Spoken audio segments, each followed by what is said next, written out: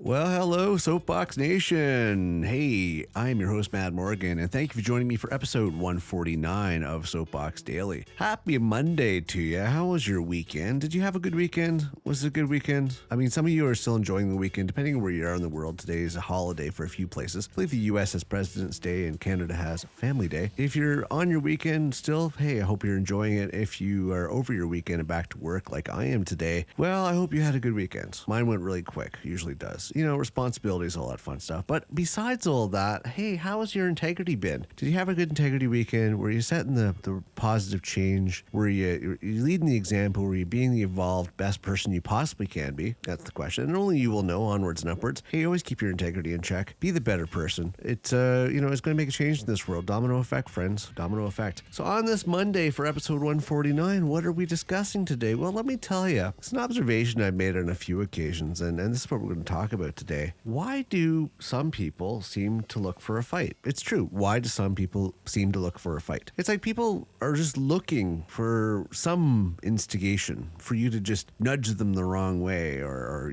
do something that just pisses them off to the point where they have a reason. That they feel that they have a reason to pick a fight and to get argumentative with you. And I think it's quite foolish, frankly. And my advice to those people who are hotheads and are looking for the fight, maybe you should just rewind a couple minutes previous to whatever sets you off and think about maybe what you've done, what you've said, your actions, or even your gestures for that matter, and think that maybe you're the one that's at fault before you start blowing up at some innocent person who's just trying to give you some correct direction. Because let's be real here, folks. What people don't really realize is that these hotheads, these argumentative people, I mean, by definition, this is someone who always wants to pick a fight because they have low self-esteem, feelings of unworthiness, and they're always lonely and scared, even if they don't present it that way. Much like a bully seems to be tough on the outside, but they're not on the inside. This person is the same. They're just lonely, insecure, sad people that are lonely.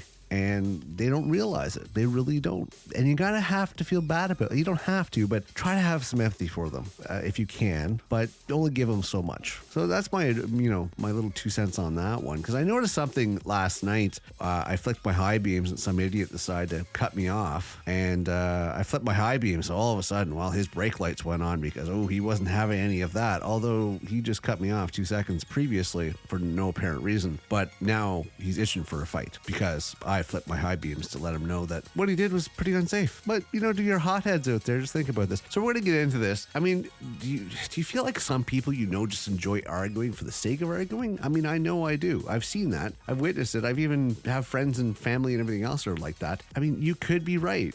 While some people like to debate ideas and opinions, others argue out of habit. They can't help themselves. And they will fuss about the most trivial things just to cause conflict. This can drive those around them up the wall because they are almost always on the defensive. Always on the defensive. Just waiting. My sister's like that. Even about what might seem like the most insignificant things. Meet the argumentative personality. The friend, colleague, or relative who will find fault with you or a situation just to engage you in seemingly pointless verbal sparring matches. It's just crazy. I mean, but they like to do this. I don't know why. So we're going to get into 5 reasons why people like to pick arguments and 5 ways to deal with them. We're going to get into this because otherwise, we're going to be at this all day. Because this is a topic I could talk about long, but we might carry that to one of our other podcasts. But right now, let's get into 5 reasons. Here we go. 5 reasons why people pick fights and go from there. So number 1 reason why people pick arguments: self-sabotage. Many people are uncomfortable when things are going well. It makes them feel out of control, and they are constantly waiting for the other shoe to drop, which makes them anxious. So usually, unconsciously, they pick a fight at work or with a best friend or a partner as a means of gaining control again. When they pick a fight and engage the other person on that level, they feel better because they feel like they're back in control of the relationship. Number 2 is it's all they know. This is what they saw growing up in their families, so they think this is how you show others you care. Communication is a skill. Regulating your emotions is a skill. Listening is a skill. And you learn all these skills in your house where you grew up. How you saw your parents or siblings relating to one another and to you is is what you learned in all these areas. Sadly, picking fights with others for no reason is a learned communication skill. Number 3, it is a self-fulfilling prophecy. Deep down, they don't feel worthy of love or things going well. They pick fights, the other person rejects them, and they say to themselves, "Oh, I knew it. When things get a little rough, they're not there for me." They're testing people and creating a self-fulfilling prophecy of being abandoned or rejected. Number 4, they're uncomfortable with closeness. People who pick fights for no apparent reason, although they're good reasons to them, are uncomfortable with any closeness or emotional intimacy. It's a perfect way to keep others at bay and keep themselves, well, safe.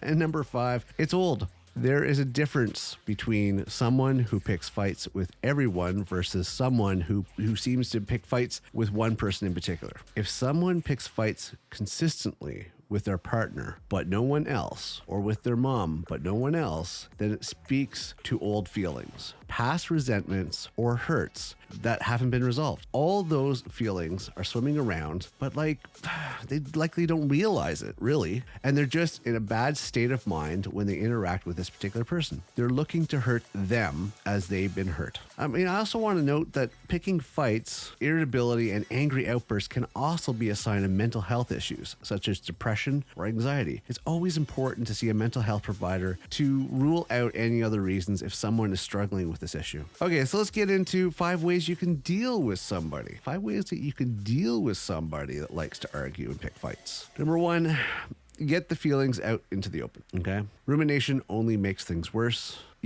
There's studies that shown that when people are in a rumination mode, I don't know how if it's pronounced correctly, they will mull over what or who made them angry, which only serves to exasperate their anger, which they in turn have to try harder to hold in. See, if you can talk without shouting or, reclamation, to help them work through their anger and see things in a more positive light, they have to get rid of those deep-seating resentment or whatever and get it out. And speak it out and work it out.